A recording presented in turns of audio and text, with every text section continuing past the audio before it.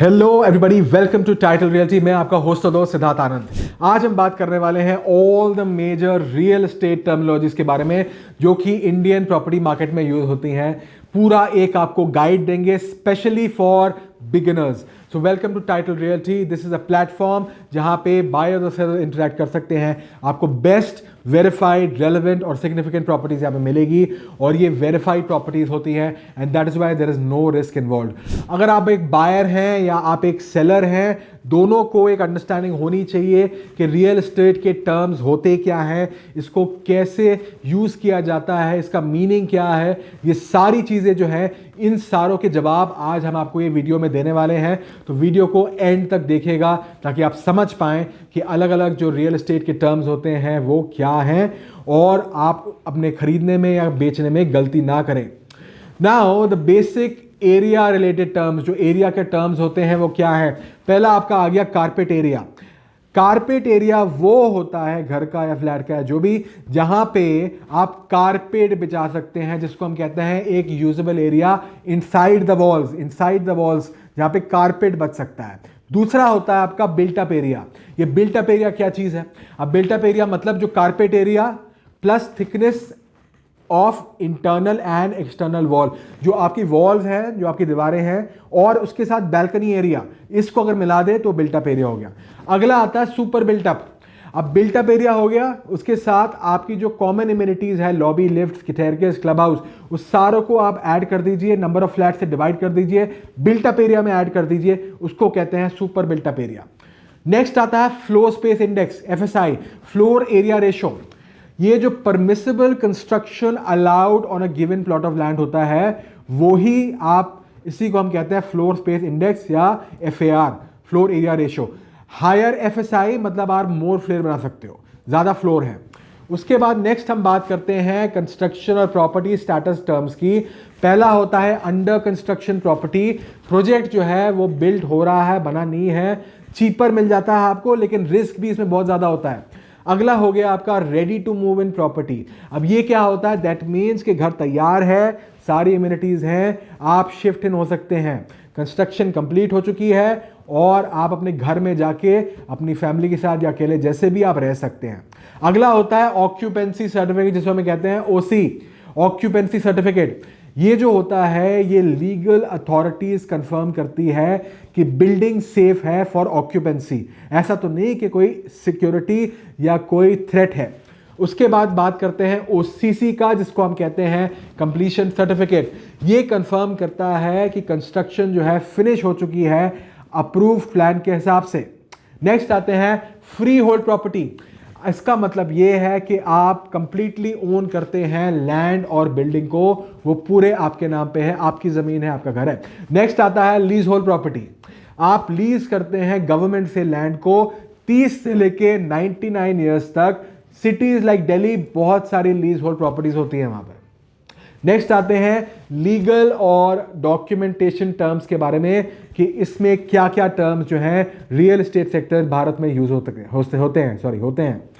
अगला होता है अग्रीमेंट टू सेल या सेल्स अग्रीमेंट। अब अग्रीमेंट टू सेल जो होता है वो एक कॉन्ट्रैक्चुअल अग्रीमेंट होता है between buyer and seller before the actual sale happens. Sale जब होने होती है उसके पहले ये अग्रीमेंट होता है। अगला आता है सेल्स डीड या कन्वेंस डीड जिसे कहते हैं।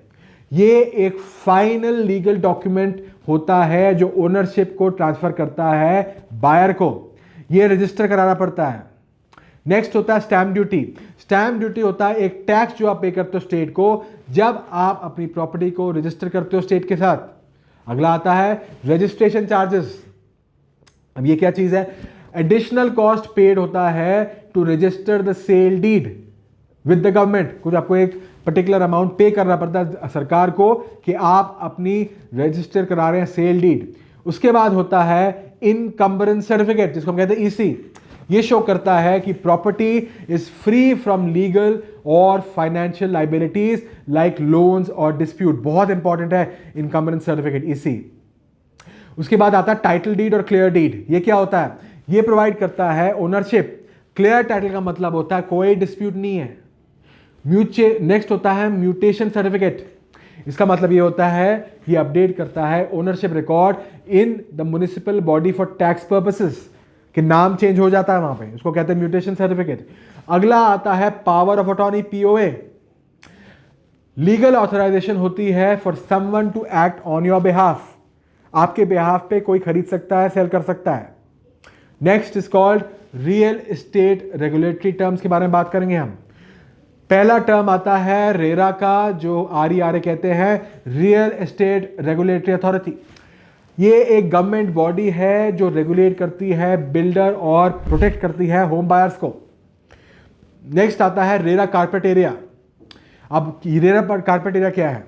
ये एक स्टैंडर्डाइज्ड कारपेट एरिया है, एक डेफिनेशन है कारपेट एरिया की, that all developers must follow. ये नहीं कि अपने आप बता दिया इतना कारपेट एरिया है। अब अगला आता है रेरा का नंबर। ये क्या होता है? ये एक यूनिक आईडी होता है for every registered real estate project. हर एक प्रोजेक्ट को एक आईडी मिलता है, रेरा नंबर मिलता है। हमेशा चेक करें इसको बाय करने के पहले। अगला आता है फाइनेंशियल और इन्वेस्टमेंट टर्म्स के बारे में बात करेंगे। पहले आ गया आपका EMI। ये होता है इक्वेटेड मंथली इंस्टॉलमेंट, इसे कहते हैं इक्वेटेड मंथली इंस्टॉलमेंट। तो जो मंथली इंस्टॉलमेंट आप पे करते हो फॉर योर होम लोन, उसको हम कहते हैं EMI। अगला आता है आपका home loan sanction letter. Bank confirm करता है आपका लोन एलिजिबिलिटी और टर्म्स को, इसको कहते हैं home loan sanction letter.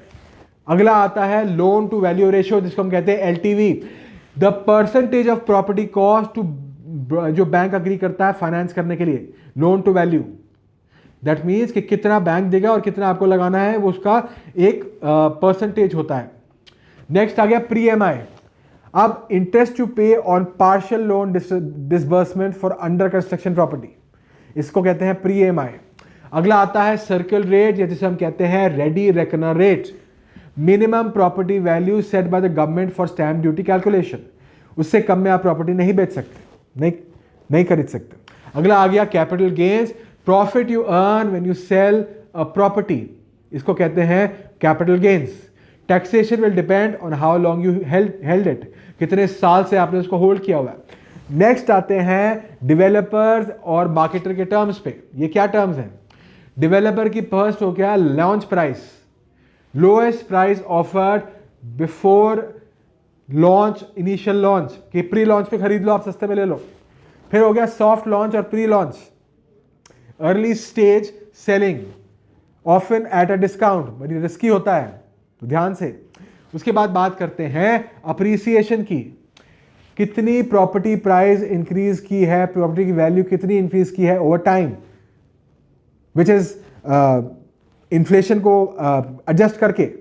Next आ गया प्राइमरी मार्केट, जहां से आप बिल्डर से डायरेक्ट खरीदते हैं। फिर हो गया सेकेंडरी मार्केट, ये क्या चीज है? इसका मतलब है रीसेल मार्केट, जहां से आप प्रॉपर्टी जो है एग्जिस्टिंग ओनर से खरीदते हैं। अगला आ गया आपका गेटेड कम्युनिटी, ये क्या चीज है? एक residential project with controlled access and security and amenities, इसको हम कहते हैं गेटेड कम्युनिटी, सेफ होता है फैमिलीज के लिए।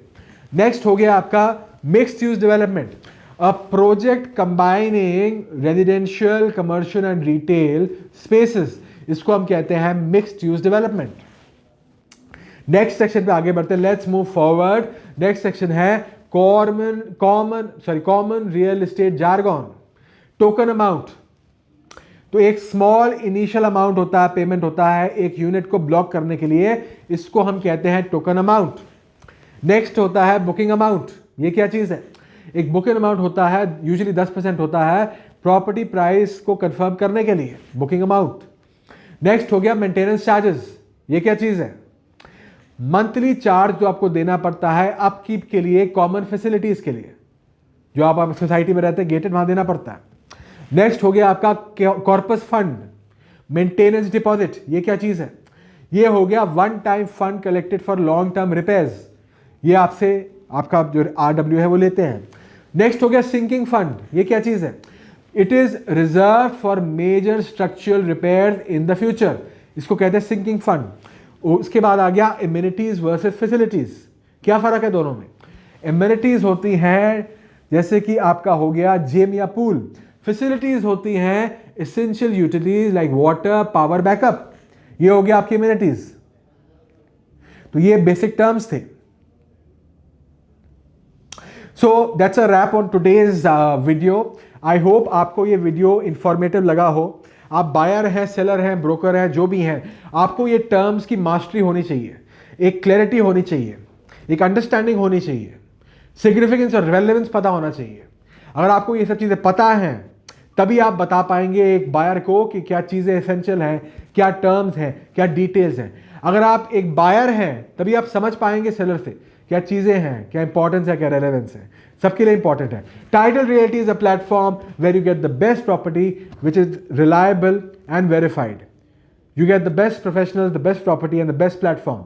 तो अगर आपने इस वीडियो को आपको अच्छा लगा तो आप लाइक, कमेंट, सब्सक्राइब जरूर कीजिए, शेयर करिए और हमारे चैनल को जाके सब्सक्राइब करिए यूट्यूब पे, title realty. And also you can call in the number down below and get the best expert assistance. This is your host and host Siddharth Anand signing off.